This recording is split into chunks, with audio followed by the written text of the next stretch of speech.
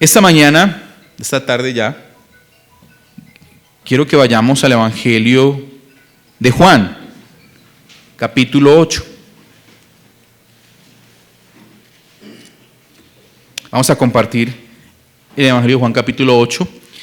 Y algunos que estuvieron con nosotros el último domingo del año pasado, esta es la primera enseñanza mía en este año, pudimos ver que hablamos de tres palabras: desafío, esfuérzate y sé valiente.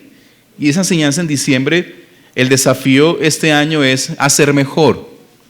El desafío es a estar en el plan y el propósito divino de Dios. Y ese es el ánimo y ese es el desafío, la invitación que nosotros como iglesia, y porque nos anima la palabra de esforzarnos y ser valientes, es un reto de ser mejor que el día anterior, que el año anterior. ¿Y mejor en qué? En todas las áreas. En mi familia, como padre, como esposo, como hijos, como estudiante, como trabajador, pero como creyente, como discípulo de Cristo. Y hablábamos en eso, en entender que estamos en el propósito y el plan divino de Dios, y en entender, hermanos, de que Dios así lo ha demandado por la palabra. El cristiano se esfuerza, el cristiano enfrentamos retos. Yo no sé si usted este año se ha puesto retos en su vida. Un ejemplo: el año pasado iniciamos leyendo la palabra, pero también escribiéndola. Y no sé si usted cumplió el reto o no, pero este año es para ser mejor. Si el año pasado usted escribió 10 capítulos, entonces este mes vamos a completar el libro, ¿cierto? Este semestre vamos a escribir quizás un libro más. Y es esa misma idea en la que el Señor nos lleva. Pero también este viernes compartía que ese mismo desafío es el desafío a predicar el Evangelio, pero predicar a Cristo. La iglesia debe estar en la misma tarea y en el mismo espíritu lo que Cristo nos predica. Y hablábamos de Hechos capítulo 17, donde Pablo demanda a aquella ciudad arrepentirse. El evangelio que nosotros debemos predicar es el evangelio donde lleva a la gente al arrepentimiento. No el evangelio de que soluciona el problema de tu matrimonio, no el evangelio que soluciona el problema de tu enfermedad, no el evangelio que soluciona el problema económico. Esos son frutos. Pero hablábamos de que el evangelio debe revelar a Dios, debe dar a conocer quién es Dios, qué demanda para tu vida y para mi vida, qué demanda para nuestra familia. Pablo decía a los atenienses: ese Dios que ustedes tienen allí que no conocen es el Dios que yo predico, y es el Dios que es Señor, creador de todas las cosas. Y como Señor, entonces quiere decir que ya nosotros no somos señores de nuestra vida. Si nosotros entendemos que Dios es Señor, ya tú ni yo somos señores de nuestra vida. ¿Quién es? Cristo. Porque la palabra dice que Cristo es el Señor. Si confesares con tu boca y creyeres en tu corazón que Cristo es el Señor, entonces serás salvo. Entender que Cristo es mi Señor demanda que yo tenga una responsabilidad con Dios, de que yo soy un colaborador, un sirviente y un esclavo. Pero también esa misma predicación Pablo llevaba a los atenienses a entender que había un solo Dios, creador, Señor, pero un Dios que demanda a los hombres tres cosas: buscar, arrepentir y creer.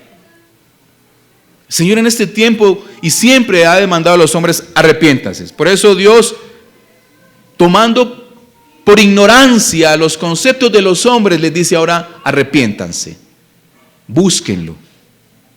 Porque decía Pablo, porque Él está cercano a nosotros, búsquenlo. Pero también decía: crean.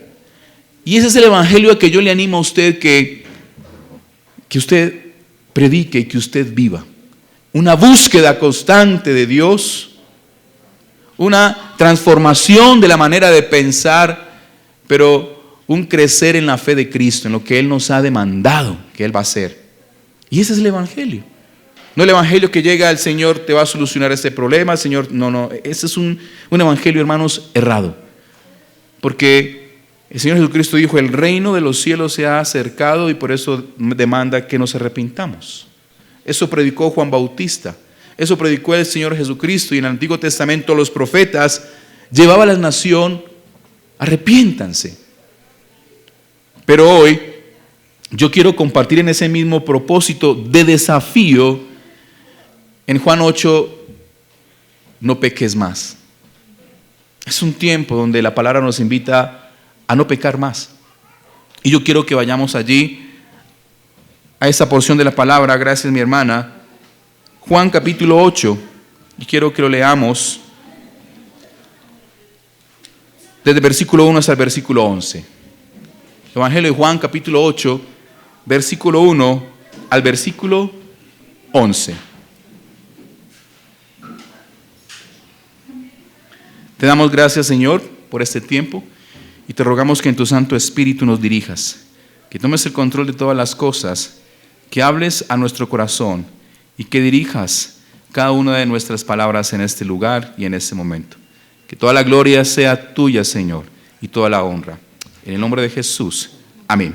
Dice la palabra, y Jesús, estamos en Juan 8 del versículo 1, ¿cierto?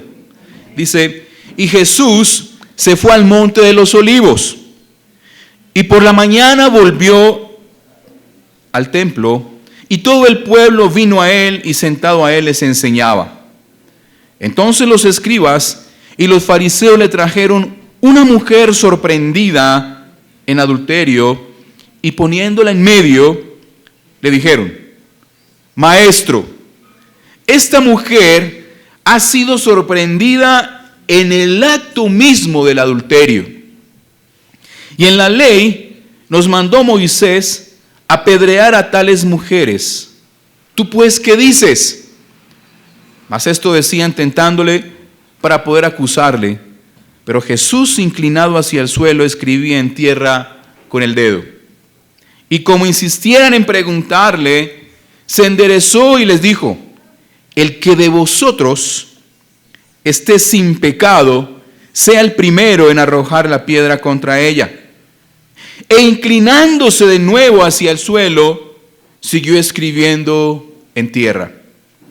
Pero ellos, al oír esto, acusados por su conciencia, salían uno a uno, comenzando desde los más viejos hasta los postreros, y quedó solo Jesús y la mujer que estaba en medio.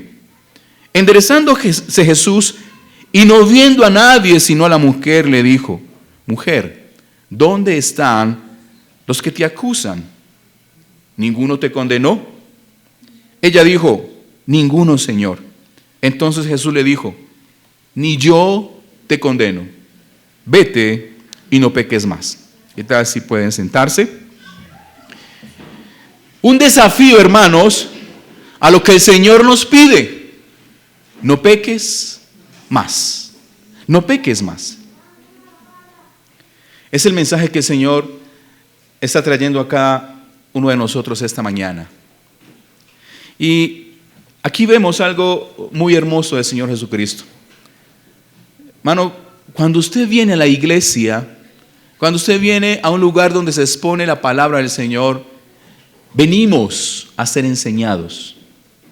Una de las cosas que me encanta cuando leo el Evangelio es, y Jesucristo enseñaba.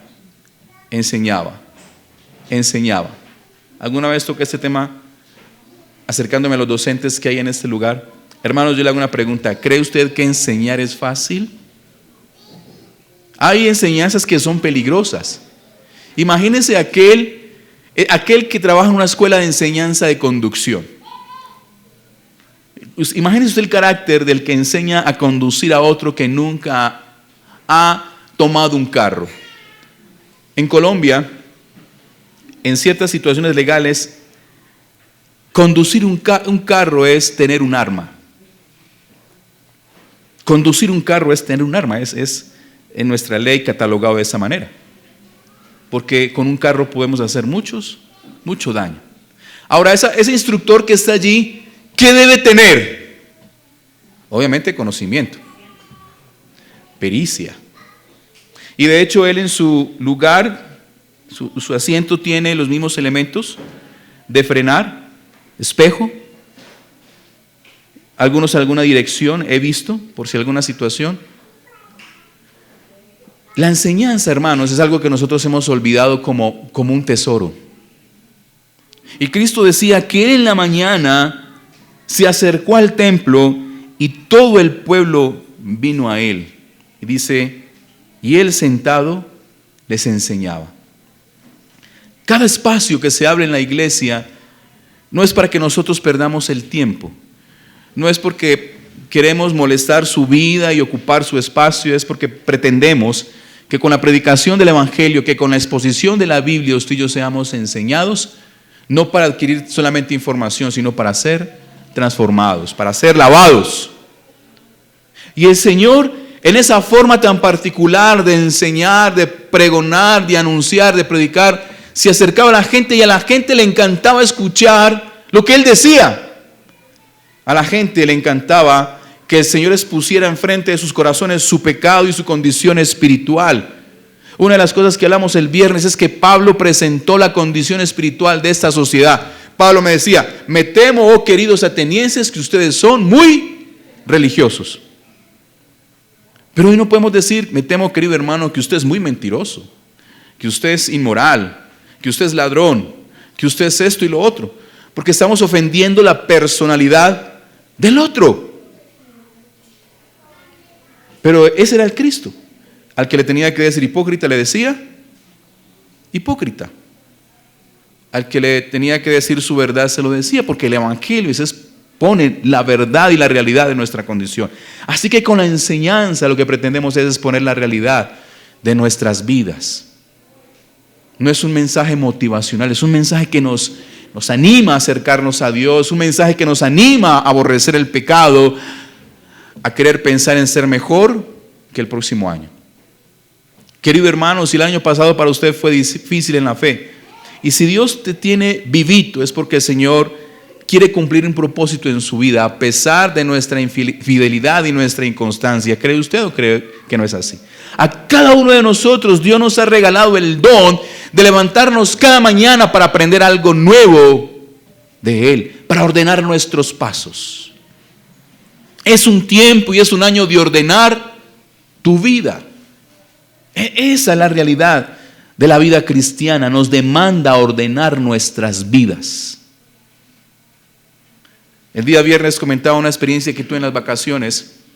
Ese inicio de año visité al hombre que llevó el Evangelio a mi casa. Yo tenía alrededor de 19, 20 años, creo, algo así, 20 años. Y él llevó el Evangelio a nuestra casa. Y nosotros lo recibimos, lo aceptamos. Pero ahora él está apartado. Y mi ánimo en predicándole, cuando lo vi, lo abracé, él me abrazó, me alegré de verlo. Y le dije, porque solamente tengo unos 3, 4 minutos de hablar contigo porque él estaba en su trabajo. Le dije, mira, el Salmo 50 demanda, y dice la palabra, que si nosotros sacrificamos alabanza al Señor y ordenamos nuestros pasos, dice que veremos la salvación del Señor.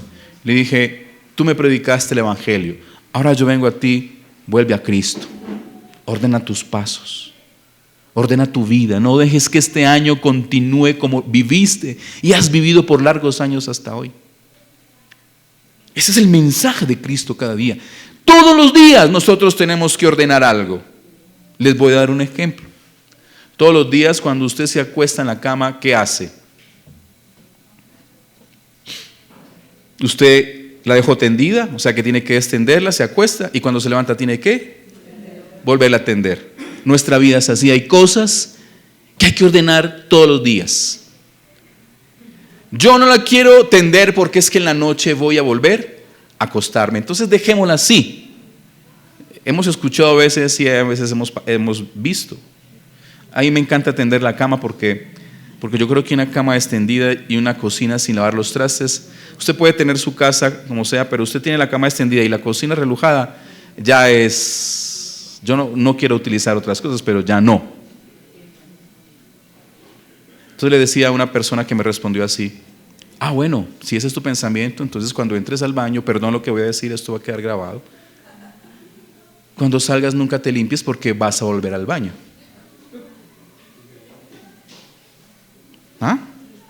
Entonces no hagamos las cosas porque las vamos a volver a hacer.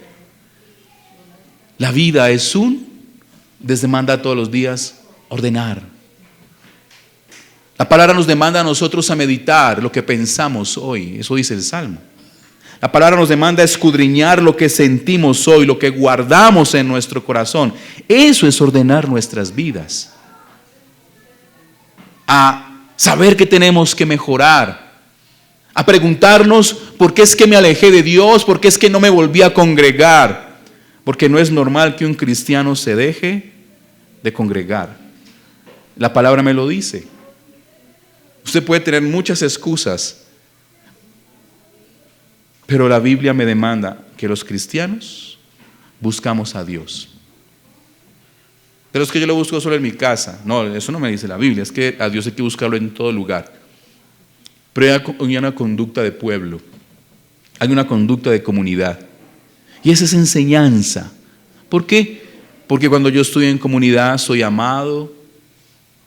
Porque cuando yo estoy en comunidad ahorita oramos los unos por los otros. Podemos conocer la necesidad de alguien, nuestra necesidad. Alguien puede responder a una petición nuestra. Nuestras cargas son compartidas con otros. Podemos celebrar y cantar al Señor. Una cantidad de cosas. Podemos ver cómo mi hermano de al lado está creciendo, cómo el Señor le está bendiciendo. Y esa es la enseñanza del Evangelio. Eso es lo que enseñamos en este lugar. Entonces le decía a esas personas, ordenen su vida. La enseñanza nos demanda a procurar que nuestra vida esté siempre alineada en el propósito del Señor. No el Señor alineado en mi propósito, que es muchas enseñanzas que hoy predican. Pero mirando esa importancia de Cristo de enseñar el Evangelio, decía entonces los escribas y los fariseos que ellos le trajeron una mujer. Usted conoce el caso. De hecho, entre creyentes y no creyentes, en la Biblia hay casos que se repiten. Y entonces la gente dice, recuerde que la palabra dice que el que esté libre de pecado, tire la primera piedra. El problema es que hacen esa aseveración tratando de excusar mi condición. Y no es así. Algunas veces hemos dicho, así es cierto, usted está enojado y alguien le revela algo, le saca algo. Pero el que esté libre de pecado tira la primera piedra. Es que usted también es así. Pero utilizamos mal ese texto. Y ese texto no es para eso. Cuando los escribas y los fariseos le llevan una mujer y dice que esta mujer fue sorprendida en el mismo acto del adulterio. Hermanos, la palabra del Señor y la ley dice que para uno acusar a alguien deben haber 2 testigos como mínimo. Algunos pueden apuntar que esto fue planeado, ni siquiera fue que se tropezaron, porque los pecados ocultos, ¿dónde se cometen? Donde nadie los puede ver. Algunos piensan que estos escribas y fariseos estaban tratando de hacer ese escenario con un solo propósito. A ellos no les importaba la mujer, su condición y su pecado. La religión, hermanos, la religión, y cuando no hablamos de la fe cristiana, sino de la religión que es legalista, la religión que acusa, la religión que tiene un lenguaje de infierno, de hijo de diablo, esa religión, hermanos, me separa a mí como justo y a todos los veo como indignos de mí. Eso es lo que hace la religión. A la religión no le importa el dolor, el pecado, la necesidad del que está sufriendo por un pecado, de aquel que está en las drogas. Ese es mucho drogadicto, pero ellos sufren. Si usted habla con un drogadito, él es honesto y le dice, mire, yo quiero salir de esto, y le aconsejo no se meta en esto. Yo me he acercado a muchos de ellos y han dado ese consejo. Mire, yo quiero salir de esto, no soy capaz, pero ya me tocó, y si así tengo que morir, ¿qué más se va a hacer? Pero le aconsejo a usted, no tome ese ejemplo. Ellos son honestos, ellos sufren. Y muchas situaciones y personas que padecen, sufren. El pecado nos lleva a sufrir, a sentir dolor, desesperación. Entonces, esta realidad y esta condición enseña la religión. La religión, hermanos, nosotros no somos quien acusa, nosotros no somos jueces. Pero esta gente dice que estaban pisteando, estaban viendo un escenario y no sé qué pasaría por el corazón de ellos. Querían también ser parte quizás de ese escenario. Pero su religión les dijo, mira, aquí tenemos la prueba no para acusar a la mujer, para tentar a Cristo. Y entonces ellos toman a esta mujer, la sacan, pero la ley dice que cuando un hombre y una mujer son encontrados en adulterio, ¿quiénes serán apedreados? Los dos. Ellos solamente llevan a la mujer. Y la ley dice que aquel que violentaba la ley de Dios y esa ley llevaba a muerte, lo apedreaban los que sufrieron el agravio y los que descubrieron el pecado. Aquellos que descubrieron ese pecado y los que sufrieron el agravio. Entonces, a esa mujer que la tenía que apedrear. Posiblemente su esposo, si es que era casada, o al hombre posiblemente su esposa. Pero también aquellos que fueron testigos y todo aquel que se haya sentido violentado con ese pecado.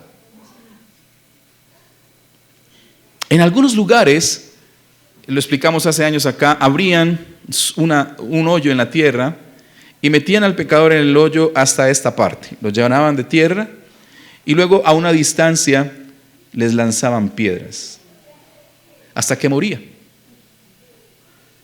Y bueno, no van a coger la piedra más pequeñita, ¿cierto? Cogían la piedra que ellos pensaban que iba a descargar sobre él su furia, todo lo que ellos podían sentir. ¿Cómo moría esa persona? Apedreada. Ahora, esas personas llevan a Jesús, a esta mujer. Nosotros no podemos olvidar, hermanos, el pecado ofende a Dios. Y la ley dice que aquel que cometiere pecado es digno de muerte. Y eso no ha cambiado.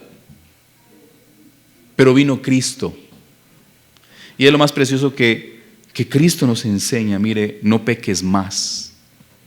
No está diciendo que Cristo está pasando por alto el pecado de las personas. Él nos lleva a algo que es real y que nosotros necesitamos. Esos hombres le dijeron, mire, la ley de Moisés manda apedrear a tales mujeres. ¿Tú pues qué dices? ¿Usted qué piensa? El centro era Cristo, no la mujer. A ellos menos les importaba. A nosotros nos debe importar el pecador. A nosotros nos debe importar aquel que se equivoca por ignorancia o aún conociendo las cosas. Debemos orar, Señor, ten misericordia, porque la palabra dice que el Señor no quiere la muerte del impío. ¿Quiere usted la muerte del impío? Muchos dicen, ojalá caiga fuego a esos guerrilleros, a esos grupos terroristas. ¿Qué hemos de hacer nosotros? Señor, ten misericordia y haz justicia. O que ellos se arrepientan, o que tú hagas una obra sobre ellos sucia. Pero nosotros no podemos desearle la muerte a nadie. Nosotros no podemos desearle la muerte a nadie. Ni a nuestro presidente como muchos piensan, ni a los presidentes de otros lugares como muchos piensan, pero sí que la justicia de Dios sea sobre los hombres para que Dios sea glorificado. Esa gente fue con ese deseo, no de matar a la mujer, sino de matar a Cristo. Ese no era el propósito. ¿Cuál es el propósito de la religión verdadera? ¿Cuál es el propósito de tu fe? Pero luego dice que ellos decían esto para tentarle, para poder acusarle, versículo 6. Pero Jesús dice que inclinándose hacia el suelo escribía en tierra con el dedo. Hay muchos teólogos que dicen que Cristo escribió esto, la palabra no dice que escribió Él. Pero el Señor escribió algo. Cuando hay un tumulto, viene una mujer, estaban en el templo, el Señor estaba en el templo y Cristo escucha estas palabras y ve esta realidad y esta situación. Él se inclina. Uno dice, cuando alguien se inclina, yo veo que la expectativa cambia, que el ambiente cambia, un ambiente de tensión, de ira, de religiosidad. Y el Señor en su humildad se agacha. Se agacha mirando quizás en la tierra, escribiendo lo que él haya escrito. Si él escribió algo, tuvo que ser algo que la gente que estaba allí expuesta leyó y entendió. Algo escribió. No vamos a entrar en eso, pero nos muestra, hermanos, cómo el Señor trata las cosas. Cómo el Señor atiende las situaciones y el peligro. Cómo atiende el pecado. Yo veo a un Jesús como un pastor sanando a las ovejas quebrantadas, sanando a las heridas, buscando a las perdidas. Pero esta gente insistía y le decía: dígame pues, ¿usted qué piensa? Responda. Si Jesús respondía como la ley, entonces estaba yendo en contra del Imperio Romano, porque los judíos no podían tomar justicia sobre nadie. El Imperio Romano era el que daba justicia, así que lo iban a acusar a él de ir en contra del Imperio Romano. Y si Jesús no respondía o daba otra respuesta en contra de la ley, iban a decir: Cristo está en contra de la ley de Moisés. Hermanos, a veces hay respuestas que nosotros tenemos que esperar en el Señor. Y Dios, Jesucristo, dependía de Dios. Y Jesucristo hablaba lo que escuchaba de Dios, hacía lo que veía Dios hacer. Y esa debe ser nuestra conducta, hermanos, como creyentes. Como creyentes. Entonces, esa gente, al insistir por la respuesta del Señor, se levanta. Y entonces el Señor dice: aquel que esté libre de pecado, tire la primera piedra. Yo le hago una pregunta.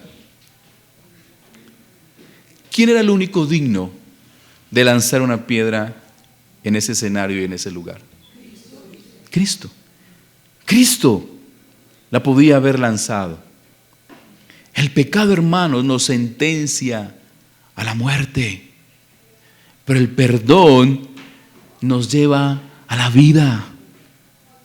Hay una sociedad, hermanos, donde estamos viendo el pecado tan tierno, tan sensual, que al adulterio le llamamos una aventura.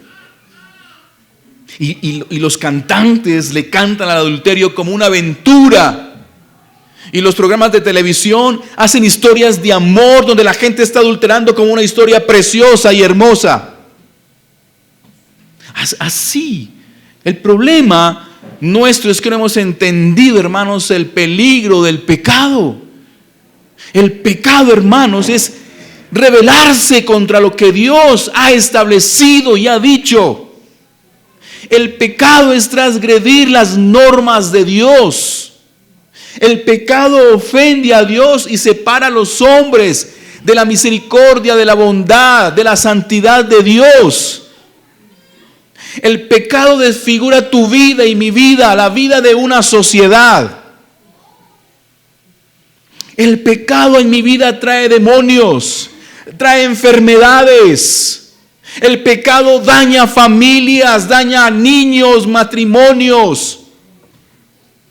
Porque no entendemos el peligro del pecado y muchos en algún tiempo estuvimos con él, sobándolo como usted soba su preciosa mascota.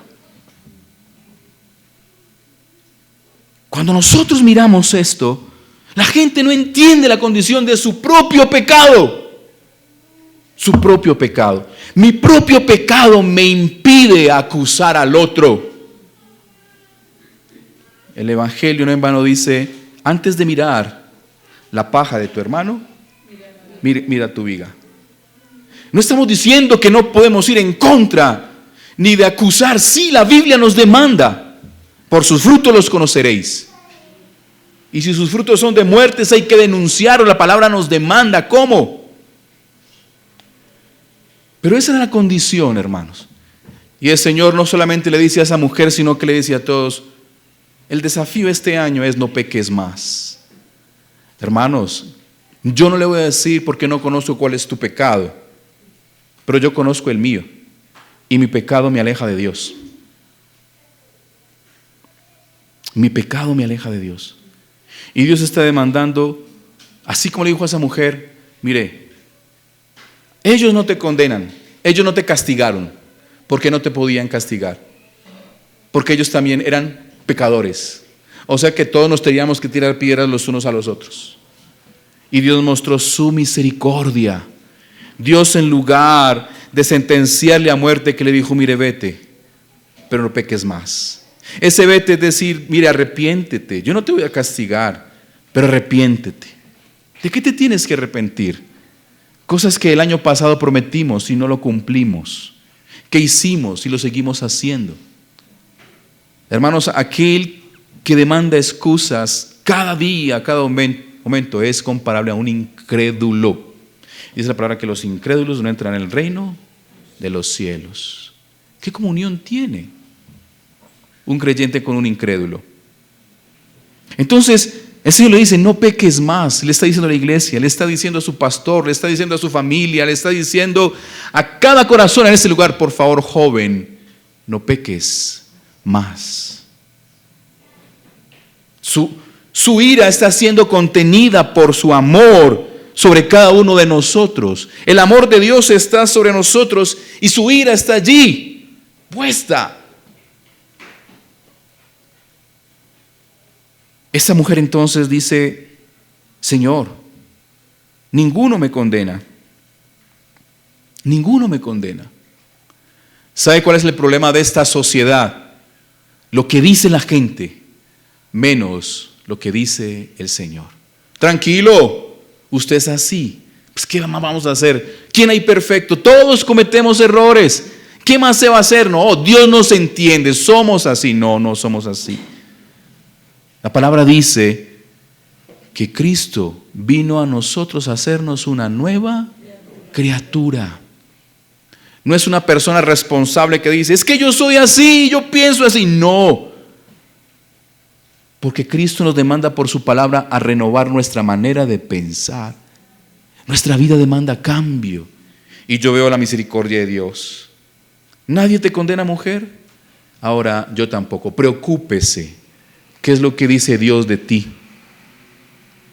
Si el pastor que te ama, la pastora, el hermano en la fe te corrige porque ama tu vida, acércate a Dios. Señor, lo que dice mi pastor, mi pastora, mi hermano, mi hermana en la fe, señores, ¿tú me estás hablando?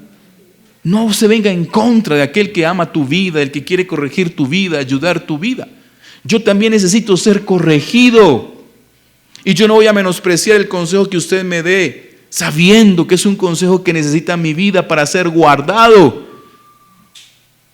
Cada uno de nosotros necesitamos ser enseñados. Por eso la palabra dice que hierro con hierro se aguza, se forma. Yo no puedo darle forma a un hierro con algo blandengue. Necesita alguien. Mira, hermano, si yo soy tu amigo, como muchos de ustedes les he dicho, mire, si yo soy tu pastor, entonces escucha lo que te estoy diciendo. Si no me consideras tu pastor, entonces te pongo en las manos de Dios y lo único que voy a hacer es orar, pero no te voy a dar ningún otro consejo más. Porque a eso nos ha traído el Señor. Y nos dice, no peques más. El desafío de este año, iglesia, es no peques más, porque cuando pecamos, ofendemos a Dios. ¿Usted ha visto a Dios enojado? No. No lo hemos visto enojado. Y yo quiero verlo enojado. Cuando Dios demanda a nosotros ordenar nuestras vidas, a cumplir lo que le prometimos, no es para mañana. No es para mañana. El viernes predicaba algo conforme a lo que pasó hace 8 días y quiero que esto sea serio.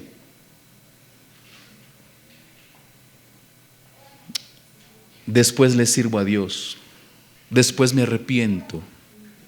Como Dios en su amor nos habla de todas las maneras. De todas las maneras, pero nosotros decimos no. Después.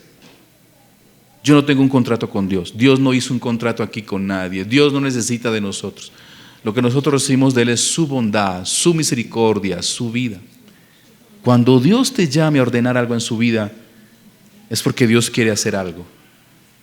Y cuando el Señor te llame a ordenar algo en su vida es ya. Confiesa delante de Dios, confesemos delante de Dios nuestros pecados. Confesemos delante de Dios nuestros temores. La palabra dice, buscadme y viviréis.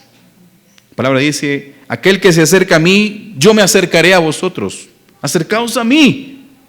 Pero siendo honesto, Señor, yo no soy capaz. De verdad, Señor, me es muy difícil esta situación y esta condición, Señor. Si usted no interviene, yo soy honesto con usted.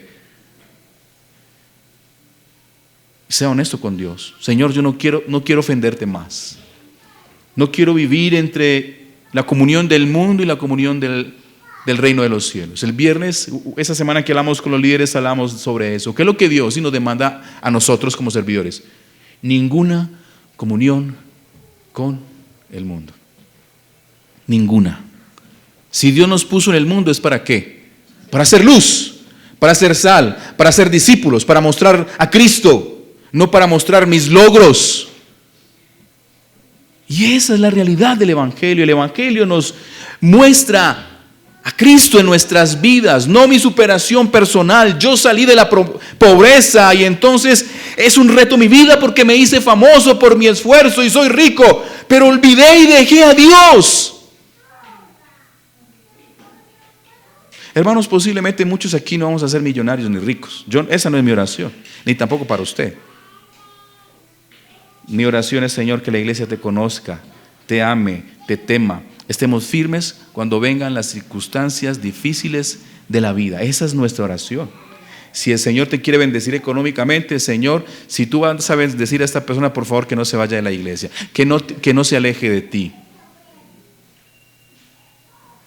Hermanos, es un repetir, es un constante repetir. A veces llega la gente a las iglesias sin trabajo. Su matrimonio está que se daña y el Señor le da trabajo. Y más o menos piensan que el matrimonio está bueno y nunca más los volvimos a ver. Nunca más. Pero ellos a su manera creen en Dios. Es que Dios me dio trabajo y Dios me... No, eso no es creer en Dios. Y si Dios no te da trabajo y si Dios no te arregla tu familia, si Dios no... ¿Seguirá siendo Dios para ti? Si Dios no te sana, ¿seguirá siendo Dios para ti? El Evangelio es, no peques más, mujer. No peques más. Pueden haber muchas excusas. Es que el marido que tengo no me atiende, es que la esposa que tengo. No hay ninguna excusa para ofender a Dios. Porque esa es la excusa de esta sociedad. Si este hombre no te sirve, busca al sugar daddy. Igualmente. Si no te sirve, entonces busca a ese, no importa, téngale un hijo y así no lo ames y viva con él. Eso es lo de esta sociedad. A las jovencitas, tranquila, tu vida puede ser segura si haces esto. Pero también para los hombres, tu vida es segura si haces esto. Vive de esta manera. Hermanos, no peques más. Quiero terminar con esto. Y lo dije ahorita. El pecado me lleva a la muerte. El pecado es digno de castigo. Pero cuando el Señor te ofrezca el perdón, iglesia, no le demos la espalda. Porque Él nos está ofreciendo la vida. Y cuando tú rechazas el perdón de Dios, como dice la palabra en Hebreos, es como si estuviéramos cogiendo la sangre de Cristo y estuviéramos parándonos encima de ella. Ojo con eso, iglesia. Ojo con eso, jóvenes. Ojo con eso, maridos, esposas. Ojo con eso. Porque ese mensaje no es para usted. Es de aquí para allá. Pidámosle al Señor tener temor cuando le ofendemos, cuando pecamos contra Él. Y pidámosle al Señor un corazón contrito, que sea capaz de humillarse y decirle: Señor, me dolió actuar de esta manera, decir lo que dije, pensar lo que pienso. Perdóname por haber hecho lo que hice. La palabra dice que Él es fiel y justo en perdonar nuestros pecados. ¡Ánimo! Desafíe este año a no ofender a Dios. Desafíese este año a que Dios diga: esta es mi iglesia amada en la cual yo tengo contentamiento. Este es mi hijo. Esta es la familia en la cual yo me alegro. Este es el hombre, el padre de familia, el esposo en el cual yo me alegro. Varón, desafíese a ser diferente el año, mejor que el año pasado. Desafíese. Desafíese a servir. Desafíese a hacer las cosas que Dios nos demanda. Mire, el pecado hasta nos impide servirle a Dios. El pecado nos impide hasta ver la bendición de Dios. El pecado nos impide ver a Dios. Y quiero terminar con esto. Una de las cosas que Dios demanda a los pastores, a los profetas, a los líderes espirituales es esto.